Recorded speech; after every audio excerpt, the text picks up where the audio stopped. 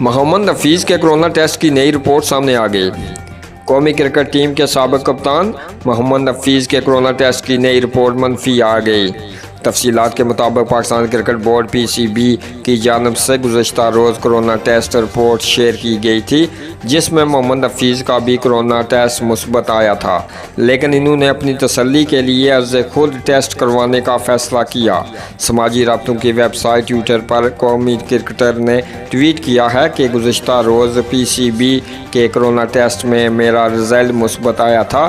اپنی تسلی کے لیے اپنا اور اپنی فیملی کا پرائیویٹ لیب سے ٹیسٹ کروایا۔ الحمدللہ میرا پرائیویٹ لیب سے کروایا ہوا ٹیسٹ نیگیٹو آیا ہے۔ محمد حفیظ نے دعا کی کہ اللہ تمام لوگوں کو محفوظ رکھے۔